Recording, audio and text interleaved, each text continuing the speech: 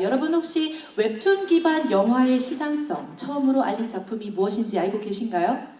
네, 8년 전에 2010년에 발표되었던 이끼라는 영화입니다. 강호석 감독님께서 영화하셔서 340만 명의 관객을 유치했었죠. 그 이후에 900만 명의 관객을 돌파하였던 내부자들 역시 있고요.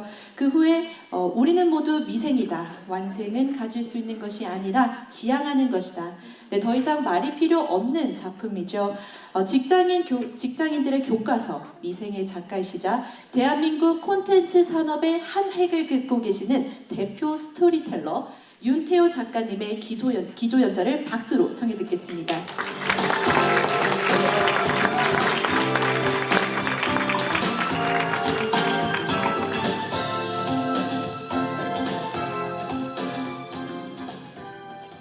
네, 안녕하십니까. 만화가 윤태호입니다. 제가 기조발제를 하게 될 줄은 몰랐는데요. 그 기조발제를 준비하다 보니까 어쨌거나 우리나라 웹툰 환경에 대해서 한번 쭉 스캔을 하는 것이 이후에 발제자분들의 말씀을 듣는데 도움이 될 것 같아서 저는 우리 한국 웹툰의 과거, 현재 그리고 지금 현재 맞닥뜨리고 있는 미래에 대해서 글을 좀 준비해 봤습니다. 한국 웹툰이 맨 처음에 생겼을 때 다음 웹툰 만화 속 세상이 먼저 생겼었고 그 다음에 네이버 웹툰이 생겼는데 처음에는 웹툰에 누구도 신경 쓰지 않았죠. 왜냐하면 아주 소규모의 마이너한 장르였으니까. 그러다가 어느 정도 웹툰이 반응을 얻게 되고 인기를 얻게 되니까 많은 사람들이 무료 만화라는 거에 대해서 굉장한 공격을 하게 됩니다. 그런데 사실 한국 온라인 만화의 무료 만화의 시작은 모 출판사가 라이코스와 함께 스캔본 만화를 서비스했던, 그래서 그때 나왔던 캐치프레이즈가 아주 비참한 유명한 말이 있죠. 아직도 만화 돈 내고 보니. 이 캐치프레이즈가 그 당시를 주름 잡으면서 한국 온라인 만화 시장의 무료화를 선도하게 됩니다. 그리고 나서 웹툰이 시작이 된 거였죠. 그래서 웹툰이 무료 만화의 주범이다라는 것은 웹툰이 무료 만화라고 하는 것이 과연 범죄인가 하는 것은 둘째치고 웹툰이 과연 그것을 먼저 시작했는가라는 점에서는 사실관계를 조금은 정리해 볼 필요가 있다라고 생각을 합니다. 한국 웹툰이 자리 잡은 데에는 여러 사람들의 그 자기의 매력을 많이 만들어내고 이런 부분도 있었지만 정말 자석과도 같은 강력한 슈퍼스타의 탄생이 있었기 때문에 가능했습니다. 대부분의 사람들이 웹툰이라는 곳을 시장으로 볼 것인가, 그 아주 작은 고려를 받고 있지만 과연 이것을 안정된 창작 기반을 가지고 있는 시장이라고 볼 것인가에 대해서 약간 의구심이 많았을 때 강풀 작가 같은 경우는 고려는 역시 매우 적게 받고 있었지만 그 작품으로 인해서 만들어진 파급 효과, 그러니까 2차 창작물이랄지 이런 쪽으로 해서 많은 사람들의 관심을 웹툰 쪽에 쏠리게끔 만든 굉장히 1등 공신이 됐었죠. 그리고 이제 강풀 작가 하면 또 특히나 이제 대중적인 인기도와 함께 작품 퀄리티에 대한 그림 못 그린다는 논쟁에 빠져서 웹툰 작품들은 후 불면 날아갈 것만 같은 그림이다라고 원로 선생님께서 말씀하신 것처럼 항상 그 퀄리티에 대한 논쟁에 빠지게 됩니다. 그런데 여기에서 우리가 그 웹툰이 나오면서 오히려 우리가 이제 진지하게 봤어야 되는 부분이 뭐였냐면 과연 문화생 출신들, 과연 스승 밑에서 몇 년씩 도제식으로 수업받은 사람들이 만들어내는 창작물이 과연 독자를 제대로 향하고 있었는가에 대한 질문을 받아들일 수밖에 없습니다. 강풀 작가나 그 이후에 만들어진 웹툰 창작물 같은 경우에는 독자에서 창작자가 되는 그 간극이 매우 짧기 때문에 자기가 즐거워하는 작품을 그리는 것이 바로 독자가 원하는 작품이 된 경우가 많죠.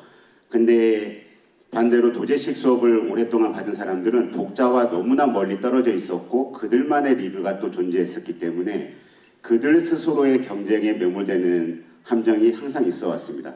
그런 관점에서 과연 강풀 작가의 작품이 그림을 못 그린다라고 말할 수 있는 것이냐, 오히려 만화를 잘 그린다라고 말할 수 있는 것은 아닐까, 이렇게 화두가 던져지게 되는 환경이 됐죠.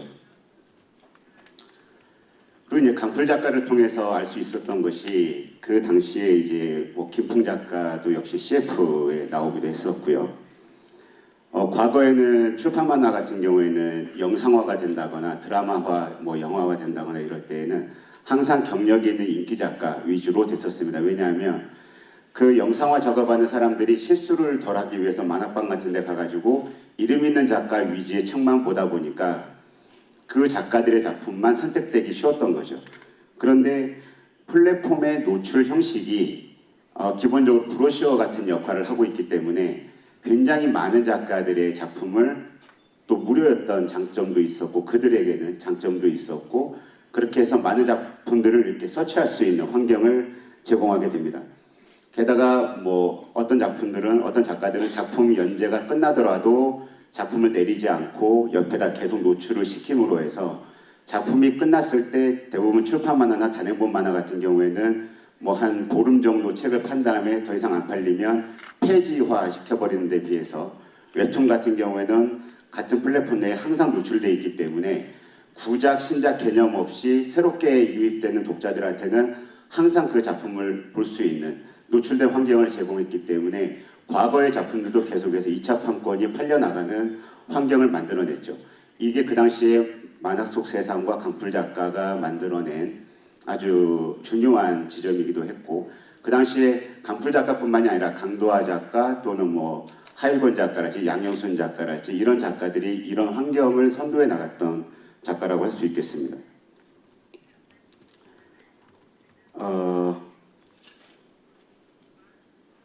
그 이후에도 이제 웹툰에 대한 관심이 많아지면서 이제 특히 강풀 작가는 거의 전 작품이 영상화 계약을 맺었었죠. 그러면서 웹툰 특징에 대해서 이제 많은 사람들이 집중하게 됩니다. 왜 도대체 과거 출판 만화보다 웹툰에 와서 작가의 경력과 무관하게 왜 이렇게 많은 웹툰들이 영상화가 되어가고 있는 것일까에 대해서 많이 생각하게 되는데 과거의 출판 만화는 잡지 만화라고 해야 되겠죠. 잡지 만화는 지면의 한계 때문에 잡지라는 특수성은 거의 전단지와 같은 형식이죠. 단행본을 사게 만드는 사전 작업인 겁니다. 그래서 단행본으로 팔릴 수 있는 작품이 잡지에 연재가 되는 경우가 많았기 때문에 소재의 그 자유로움이 떨어지고 편집부의 간섭이 강했었죠.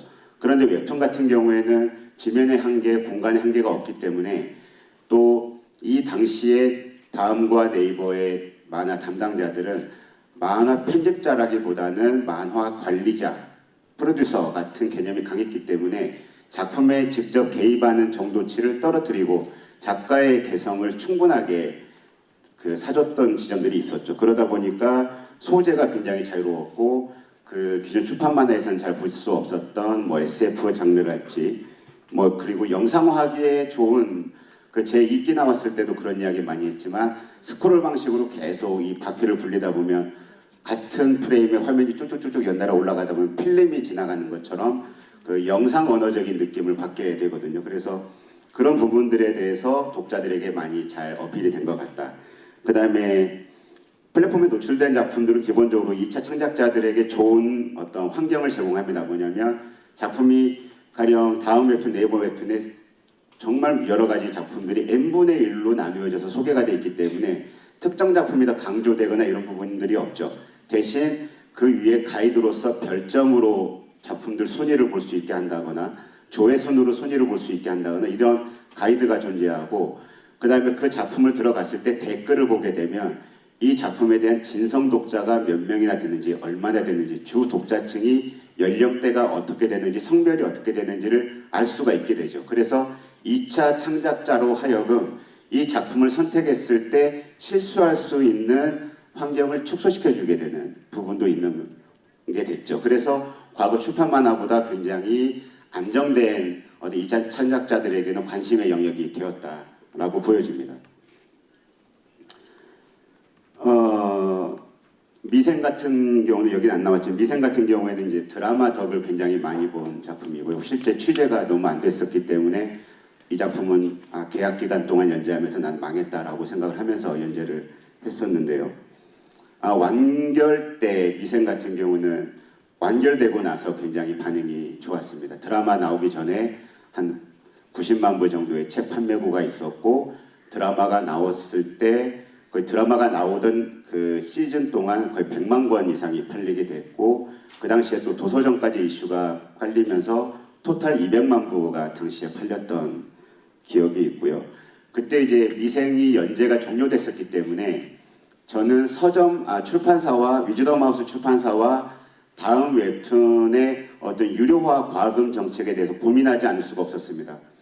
그러니까 다음 정책은 굉장히 저렴하게 과금을 책정하는, 그래서 많은 사람들이 와서 보는 것이 다음에게는 좋은 거니까 과금을 낮추자는 거였고, 위즈덤 하우스 출판사 측에서는 과금을 높여야 웹상으로 유료 결제해서 만나볼 사람들이 책으로 넘어오기 때문에 이 과금을 높이기를 바랬습니다. 그래서 제가 선택한 결론은 이 사이에서 갈등하는 금액이 있기를 바랬습니다.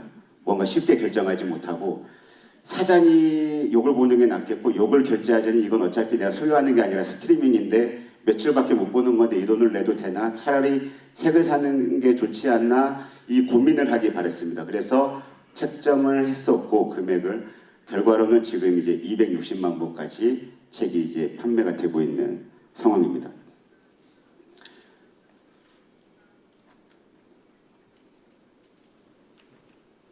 그 뒤로 이제 미생은 이제 여러 가지 상품들이 많이 나왔습니다. 대부분 망했는데요. 근데 맛은 있는데 그 제 입맛하고 안 맞는 것 같아요.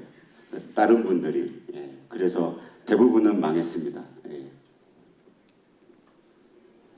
그 연재가 종료되고 난 이후에 상품이 출시되거나 어떤 홍보 물품이 나온다는 건 약간 약점이 되는 것 같아요. 왜냐하면 웹 환경이라고 하는 것이 독자들이 지속적으로 그 작가에 대해서 관심을 갖게 하거나 이러질 않는 것 같습니다. 그러니까 연재가 종료되는 순간 작가에 대한 기억도 굉장히 빠른 시간에 사라지고, 작품에 대한 관심도 굉장히 빠른 시간에 사라지고, 그래서 저는 장편을 끊임없이 오래 하는 것보다는 한 작가가 약 200회차의 작품을 기획하고 있다면 한 4, 50회차로 잘라가지고 시즌제로 연재하는 것이 그 작가의 스토리텔링에도 좋을 것 같고, 자기의 체력 안배랄지 이런 거에도 좋을 것 같고, 독자의 관심도를 유지하거나 어떤 전반적인 영역을 봤을 때도 좀 좋지 않나, 이런 생각을 이 상품을 출시하면서 하게 됐습니다. 워낙 안 팔려가지고 계약이 다 해지됐거든요. 그 다음으로 이제 웹드라마 붐이 이제 많이 있었습니다. 제가 대표로 있는 누룽미디어에도 그 웹드라마에 대한 문의가 많이 들어왔었고, 많은 실험적 시도가 있었는데, 웹드라마는 기본적으로 플랫폼보다는 포털 사이트라는 곳에 좀 더 적합한 것이 아닌가. 그러니까 다매체적인 측면을 가지고 있는 것이 아닌가. 가령 우리가 지금 잘 알고 있는 만화 전문 플랫폼에 웹드라마가 들어간다면 약간 뜬금없어 보이지만, 카카오나 네이버에 또는 카카오 페이지나 다음 네이버에 웹드라마가 들어간다면 이건 좀 더 다르게 받아들일 것 같거든요. 워낙 종합적인 곳이니까. 그래서 웹드라마 같은 경우는 아직 많은 좀 고민이 필요해 보입니다. 해외 출시 같은 경우에는, 해외 진출 같은 경우에는 주호민 작가의 신과 함께는 일본과 중국 쪽에 그 스토리가 나가서 그 스토리를 기반으로 현지의 작가가 그림을 그려서 연재를 하게 됐고요. 미생 같은 경우는 이제 일본, 대만, 중국 이렇게 나가 있는 상태인데, 요즘 웹툰 작가들은 그렇게까지 단행본에 목을 매는 상황은 아닌 것 같습니다. 왜냐하면 유료 결제가 단행본 판매만큼 많이 나옵니다. 기본적으로 그 먼저 미리 보기에서 많이 나오고, 그 다음은 이제 완성이 됐을 때 그 완성한 작품을 묶어 놨을 때 그 유료 결제율이 굉장히 지금 높습니다. 그리고 이제 뭐 네이버나 다음에 연재하고 계신 분들은 그 포털에 어떤 이제 파워가 또 있다 보니까 작품 밑에 광고가 달리는 경우도 있어서 최근에는 단행본보다는 오히려 유료 매출을 더 높이는 쪽으로 집중을 하고 있는 것 같고, 저 같은 경우 미생을 연재할 때 읽기를 할 때는 스크롤 방식으로 그렸어요. 그래서 뒤에 책으로 편집할 때 굉장히 어려웠는데 미생을 할 때는 단행본에 최적화되게 만들기 위해서 먼저 출판 만화 형식으로 작업한 다음에 떼서 붙인 과정이 있었습니다. 그래서 책은 잘 나갔지만 지금의 젊은 작가분들은 책에 대한 기대를 거의 안 하고 있는 것 같아요. 오히려 스크롤 웹 형식에서, 그러니까 모바일 형식에서 보여지는 그대로가 이미 충분한 상품이 돼 있기 때문에 그렇게 되고 있는 것 같습니다. 여기 보시면 이제 국내 플랫폼들의 해외 진출기가 나오는데, 작년 만화인의 날 때도 제가 이제 그 세미나에서 한번 말씀드린 적이 있는데, 국내 업체들이 국내 한류 웹툰이 한류로서 해외로 진출한다라는 건 작품만 진출하는 것이 아니라 우리의 인프라가 같이 진출해야 되는 것인데, 유독 중국만 우리 플랫폼들이 CP 역할을 하게 돼 있는 거죠. 거의 업체가 진출하지 못하고 작품만 넘기게 되는. 그래서 이런 부분들은 언제쯤 개선이 될지 굉장히 좀 중국 측에도 묻고 싶고 좀 고민되는 지점이기도 합니다. 그 다음에 이제 해외로 진출했을 때 제일 많이 비용이 들어가고 고민스러운 부분이 번역 부분인데, 문학 하시는 분은 번역 이슈가 전부입니다. 거의 전부라고 해도 과언이 아닌데, 과연 만화는 그러한가? 우리가 과거에 뭐 자랑할 만한 건 아니지만 불법 해적 만화를 봤을 때 우리가 재미를 못 느꼈었나를 생각해 본다면, 번역이라는 것은 문학에서 요구하는 번역과는 만화 번역은 조금은 달라도 상관이 없을까라고 생각을 하고 있는데, 최근에 토리코믹스라는 곳이 인도네시아에서 만화 서비스를 하면서 이분들이 어떤 걸 만들었냐면, 오픈 번역 서비스를 특허 출원을 해가지고 독자 중에 누군가가 한국어를 알게 된 사람이 자기가 등록을 합니다. 번역한 작품을. 그래서 그 번역을 여러 명이 한 작품을 번역할 수도 있겠죠. 그 번역을 선택한 사람이 많고 일정 수준이 넘어가서 수익이 나게 되면 그분과 수익을 나누게 되는 거예요. 그러니까 회사가 다 비용을, 번역비를 지불하는 것이 아니라 번역자도 창작자의 일부로 거기에 포함이 되게 되는 것이죠.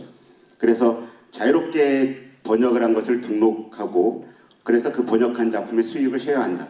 이것이 이제 토리코믹스의 기본 폼인데, 이것은 매우 좀 상징하는 바가 크다고 하겠습니다. 최근에 아주 플랫폼 전성 시대입니다. 성인 웹툰 전용 플랫폼들이 활성화되고 있는데, 여기에 대해서 이제 굉장히 많은 분들이 우려를 갖고 있는데, 저는 조금 더 색다르게 보고 있는 부분이 뭐냐면, 우리는 그동안 계속해서 무료 만화 이러면서 웹툰을 항상 염려하고 걱정해 왔었는데, 돈을 낸다 사람들이. 이런 점에서 저는 굉장히 신선하게 바라보고 있고요. 특히나 인상적인 건 성인 웹툰이 거의 없는 카카오 페이지 같은 경우에 매출이 어마어마합니다. 우리나라에 거의 1위 정도 하니까 이것이 상징하는 바가 크고요. 그 다음에 플랫폼과 작가 간의 이해관계의 충돌이 최근에 굉장한 화두로 떠올랐죠. 그래서 거기에서 나타나는 것이 이제 계약관계. 우리는 과연 표준계약서를 완성할 수 있을까라는 염려가 들기도 하고, 또 다른 측면의 기대가 있기도 합니다. 곧 우리는 블록체인이라는 어떤 기술 기반의 계약이, 백서라고 하는 계약이 표준계약서를 대체할 것이다라고 저는 생각을 합니다. 기본적으로 작가가 자기 작품을 ICO를 하면서 거기에 자기 백서를 공개하게 되는데, 어떻게 연재를 하고 무엇을 하겠다라는 걸 약속을 하는 거죠. 그럼 독자들의 일부는 그 작품을 사서 보는 것이 아니라 투자를 해서 보게 되는 사람들이 생길 것이고, 그렇게 되면은 작가는 새로운 수익 형태를 갖게 되는 부분도 있겠지만 새로운 형태의 민원에 노출될 수 있습니다. 작가가 백서에서 약속한 바를 독자, 그러니까 투자자에게 지키지 못했을 때 어떤 자기가 책임져야 될 의무가 발생이 되는 것이죠. 이것은 우리가 경험해 보지 못했던 부분이기 때문에 이것도 좀 예민하게 살펴봐야 할 것입니다.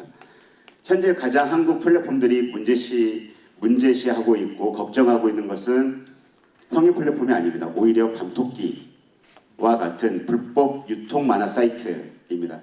이런 부분들에 대해서 어떤 적발이랄지 단속이랄지 이런 부분들을 법적으로 좀 더 법적 해석을 적극적으로 해서 관 쪽에서 조금 더 대응을 신속하고 빨리 주시는 것이 한국 웹툰 산업계를 위해서 굉장히 중요한 일이 되지 않을까라고 생각합니다. 이상으로 제 기조 발언을 마치겠습니다. 감사합니다.